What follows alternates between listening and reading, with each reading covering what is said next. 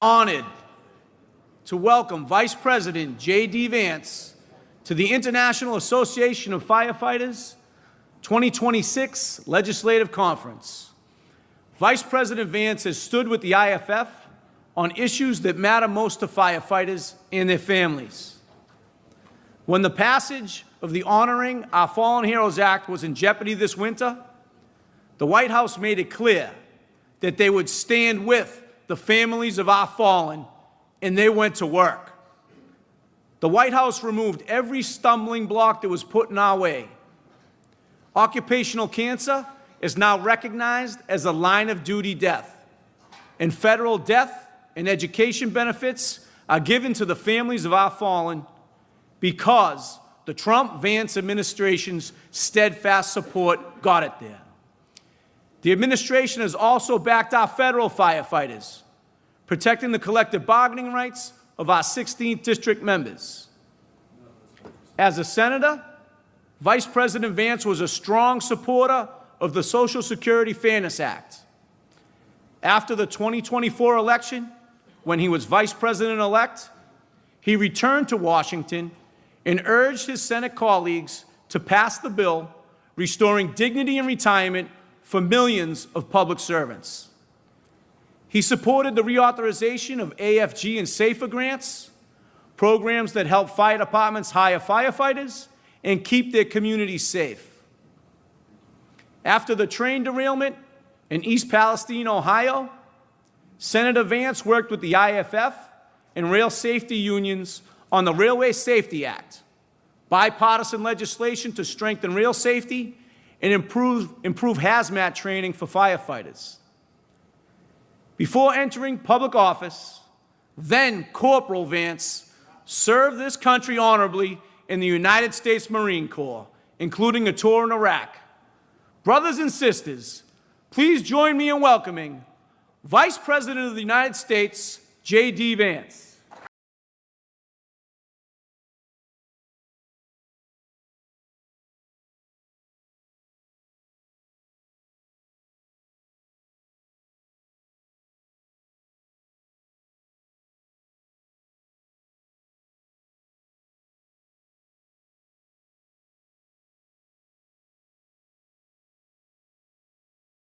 It's great to have you in our nation's capital. I always say to everybody, this is a very big group. I can't see any of you because these spotlights are glaring bright.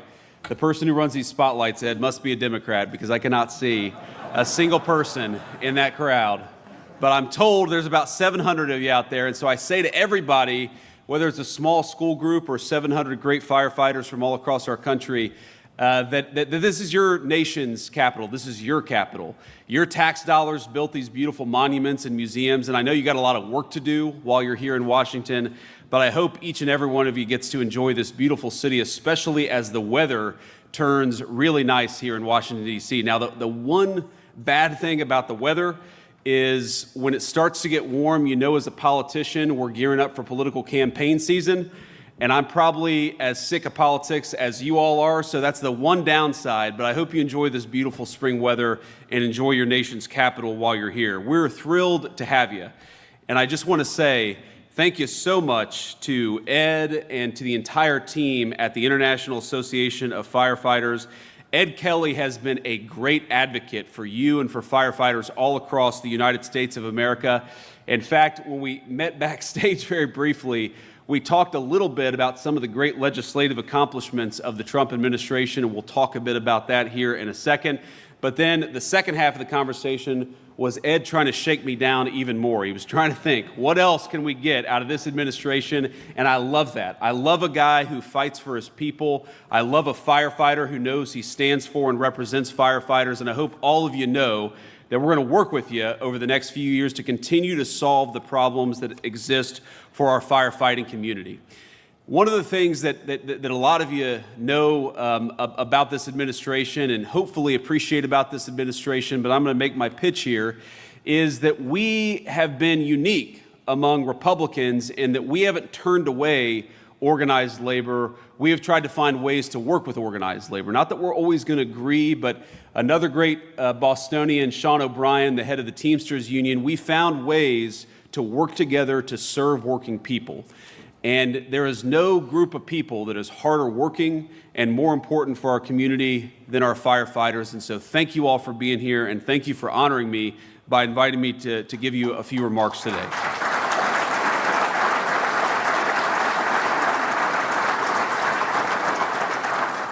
Now, before I get into some of my other remarks, I want to just start on a slightly somber note here, because on a personal level, I was honored to be able to participate in the dignified transfer of 6 American soldiers who were killed overseas in this conflict with Iran.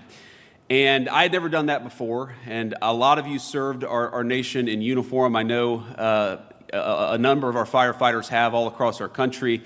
And I just want to say that if you are the praying type, and I certainly am, I hope you'll spare a prayer for the 6 souls that we lost, for the 7th soul who will be coming home tonight, and for all of their families. You all know better than almost any category of Americans what it means to put on a uniform and to sacrifice for our country. And so I hope you'll share a moment of prayer for our brothers in arms, for your brothers in arms who keep this country safe in their own way, just as you keep the country safe in your particular way. So, to move on a little bit, let me just say that what we have tried to do in the Trump administration, what we have tried to accomplish, is to make your lives easier, knowing, of course, that we're never going to be able to make your lives completely easy. You guys have some of the hardest jobs that exist anywhere in the United States of America, and you represent thousands and thousands of firefighters all across the United States of America who make it possible for our communities to be safe, who make it possible for our communities to run smoothly, who make it possible for a kid to be able to call 911 if they have to, and know that a man or a woman who is professional, who is competent, and who is caring is going to show up when we need them. And that's the thing that I admire so much about all of you. You know, every country, every empire, every society in history made it possible for a rich person to get what they needed. But what makes the United States so unique is that whether you're rich or poor, you're black or white, when you need public services, when you need your police officers, when you need your firefighters, when you need those EMT specialists, we make it, and we try hard to make it so that everybody who needs something in that critical moment has access to it. Everybody deserves public safety, not just rich people. Every person deserves to know that if, God forbid, their house catches on fire, there's going to be somebody with water there to put it out, not just the powerful. And what I admire about this spirit of public service that exists in this community is that every single one of you put on a uniform, the people that you serve put on a uniform and make it possible for kids like me, kids who didn't grow up with a silver spoon in their mouth, to have access to that critical public safety and that security in their neighborhoods. Now, a lot of you, I came and spoke in Boston a couple of years ago, and so what I say may come, you may have heard me say it in Boston, but I'm going to repeat it for those of you who didn't hear me say it in Boston, which is that, a couple times I was one of those scared little kids who had to call the firefighters, who had to call the EMTs. My own mother struggled with opioid addiction for a very large chunk of my life, and I remember when she was having a particularly dark moment and she needed some help. I needed some help. Our family needed some help. I picked up the phone, I called 911, and a number of brave, professional, compassionate firefighters from Middletown, Ohio showed up, and they calmed my mom down, and they made it possible for us to go on with the rest of our day. They made a kid who was scared to death feel like he had an ally in this world. I will never forget that. I will never forget also when we had to call 911, it wasn't a firefighter, it was an EMT who came and took my mom to the hospital because she had had a very terrible overdose. And I remember holding her hand, hoping to God that she would be okay, that she would wake up. We know a lot of our people have not woken up when they have those opioid overdoses, but by the grace of God, my mom did wake up. And by the way, she's now been clean and sober for north of 11 years. We celebrated her 10-year sobriety. Thank you.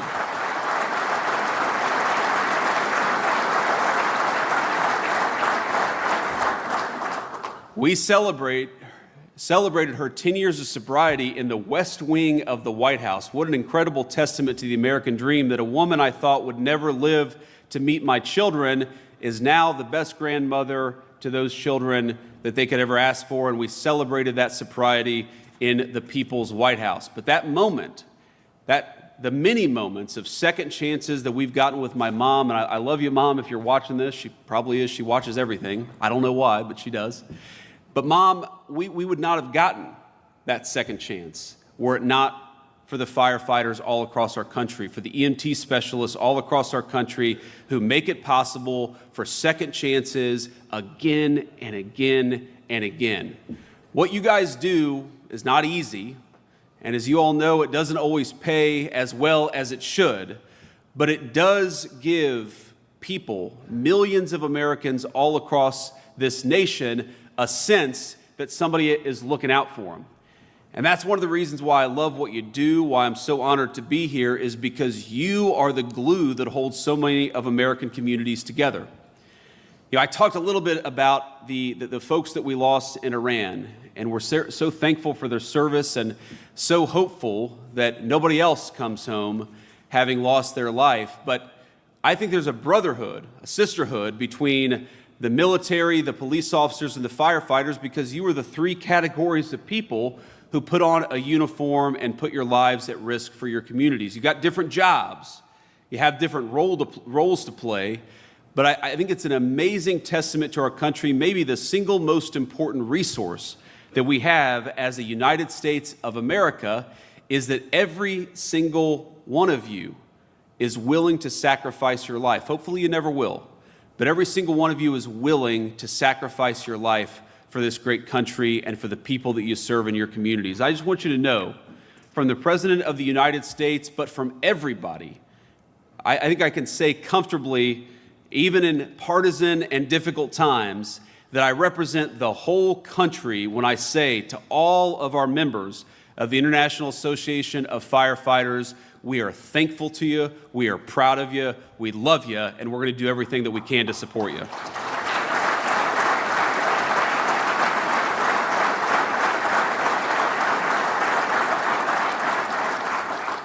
Now let me talk just a little bit about what it means to really support you, because I think it's important. It's of course important that the Vice President stand up here and say how grateful he is, and I certainly am. I'm grateful to each and every one of you and the people you serve, but it's not just about words, it's about action. And that's one of the things I'm proudest about this administration, is that we have actually backed up the pride and the support and the gratitude that we have for all of you with very meaningful action. You heard Ed talk a little bit about the Social Security Fairness Act. Well, one of the reasons why that happened is because the President of the United States, and I believe it was even before the inauguration, the President of the United States made sure that congressional Republicans stayed on top of that legislation, and we worked to get it done. That happened because of presidential leadership.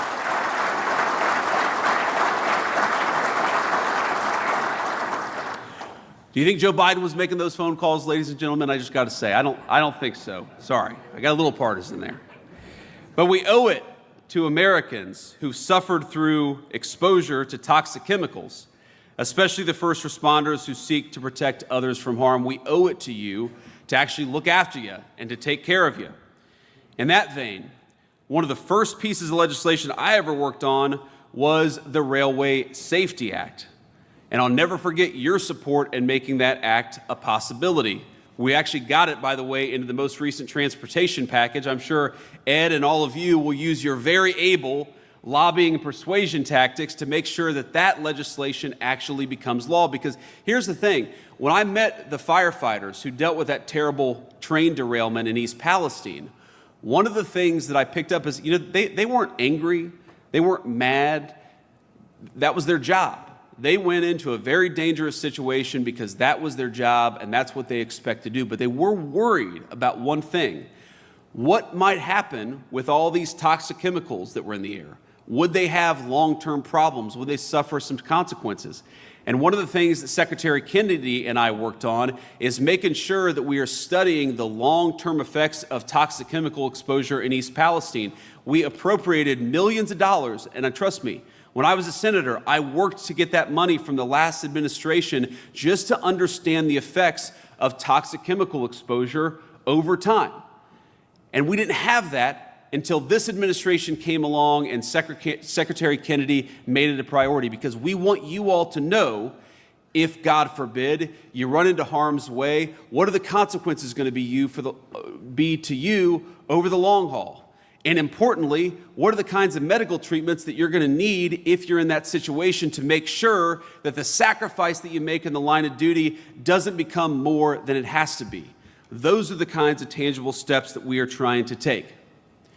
Now, we know that President Kelly and President Trump, we all have our own presidents, my friends.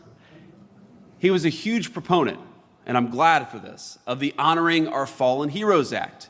Now, that was critically important legislation that you all know President Trump signed into law just a few months ago. Now, as Ed can tell you, this law extends legal benefits for firefighters and first responders who pass away from cancers caused by exposure in the line of duty. Now, when one of you becomes ill or, God forbid, loses your life because of cancer that was developed in the line of duty, their families are entitled to federal benefits that they earned. It's a big one.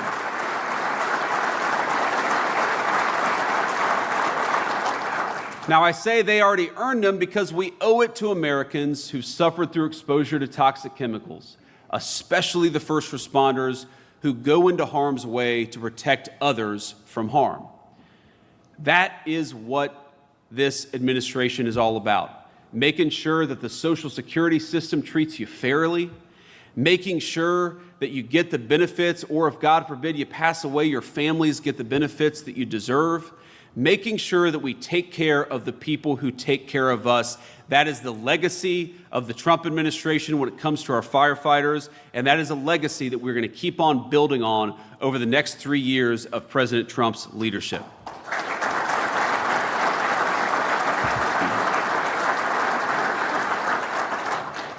Now, I want to close with a very simple point. This is an administration that is fighting first and foremost for working men and women. I talked about that a little bit at the beginning. We're especially fighting for working men and women who serve the public interest, and that's what all of you do. You know, when I was a little kid, I wanted to be a United States Marine. Some kids want to be doctors. Other kids want to be teachers. Some want to be astronauts, but it's, as you know, a lot of little kids all across our country, they want to be firefighters.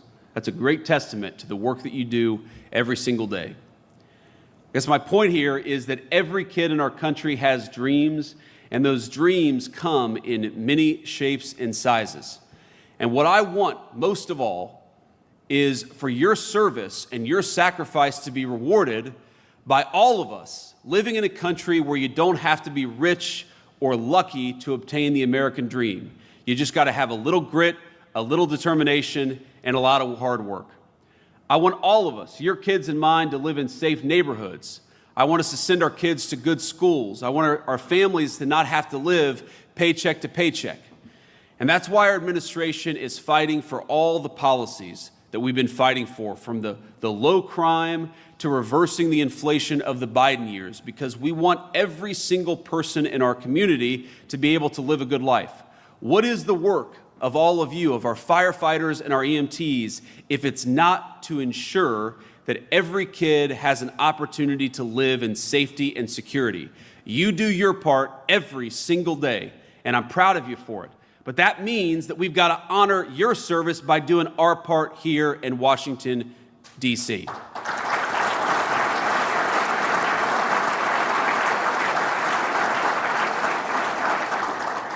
So let me just say that all of you deserve to live in this great country, and all of us in this administration are proud to stand shoulder to shoulder with you as we rebuild the United States of America. I want you to be proud in your country, because I know that your country and your president are very, very proud of you, and we're grateful to you. Thanks everybody, and God bless you.